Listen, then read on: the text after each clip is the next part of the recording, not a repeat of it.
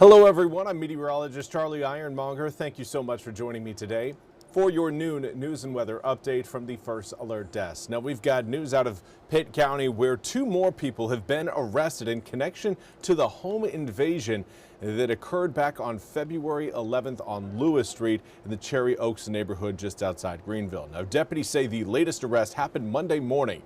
Pedro Vivanco, a 20-year-old of Chapel Hill, was arrested at his home. 24-year-old Kevin Lara was caught at his home in Carborough and arrested. An investigation report said a victim was severely beaten and tied up. Now, Vivanco and Lara were both charged with first-degree burglary, assault with a deadly weapon with intent to kill, inflicting serious injury, first-degree kidnapping, and first-degree forcible sex offense. The other three men arrested were also charged with the same offenses.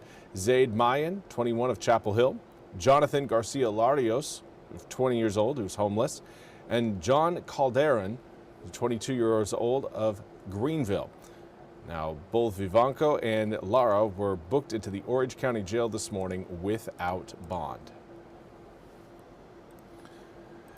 And now we want to turn our attention to the ongoing violence in Mexico after the killing of El Mencho, a notorious drug trafficker and drug kingpin.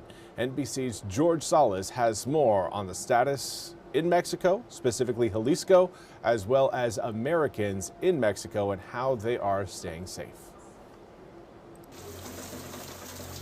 This morning, American tourists desperate to leave Mexico following stunning scenes of violence at a number of popular resort areas, including charred buildings and cars and storefronts riddled with bullets. The chaos blamed on drug cartel members furious about the killing of their boss over the weekend by Mexican special forces. Mexican authorities say they found the drug kingpin Nemesio Cervantes, also known as El Mencho, by tracking his romantic partner. American Yoni Pizer and his partner experiencing the terror firsthand, saying they were forced out of their rental vehicle at gunpoint.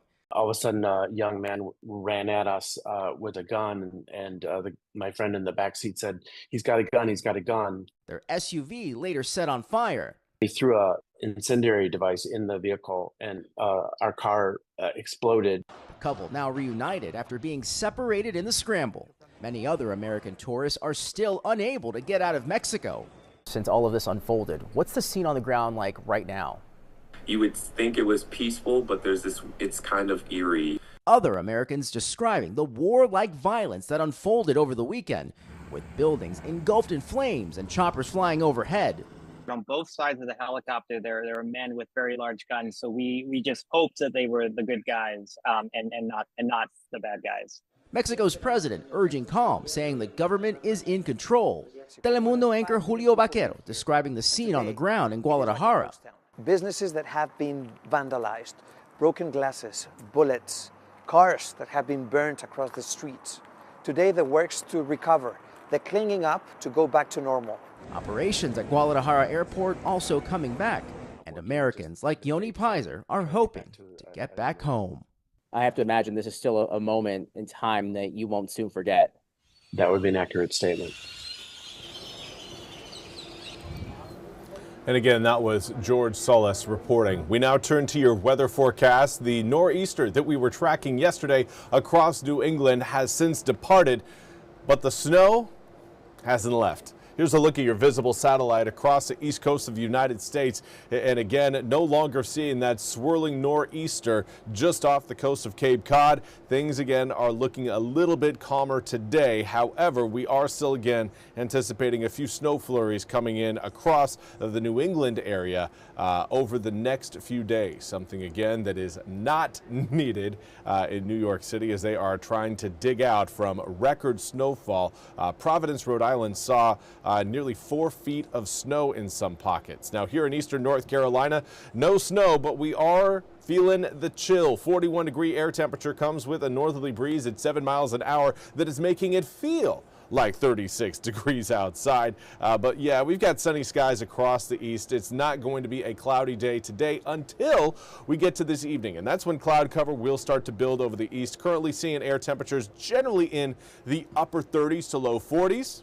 But when you factor in your winds, Your wind chill right now has us feeling more like we are in the low to mid 30s. So if you're heading out the door anytime soon, grab a jacket. Winds aren't all that impressive, but they are packing a little bit more of a bite to them with that, with the air temperatures down as low as they are. Now, as we make our way through the next few hours, we will continue to warm up, likely reaching the mid 40s as we head through the afternoon. But notice your winds starting to come in a little bit more out of the southwest later on in the day. This will eventually lead to a warm up. You'll feel it more so tomorrow than what you're going to feel tonight, but overnight lows tonight should stay just above freezing. Should avoid that 32-degree mark early tomorrow morning. Now, we've got rain showers to talk about. Several rounds of rain will be rolling through eastern North Carolina. This first one, you see that cold front. It may squeeze a couple drops out of the clouds tomorrow. Not giving it too great of a chance of seeing that happen. Maybe about a 20% chance of rain coming up for your Wednesday. But then on Thursday, we are going to be stuck in what is considered the warm sector of that frontal boundary.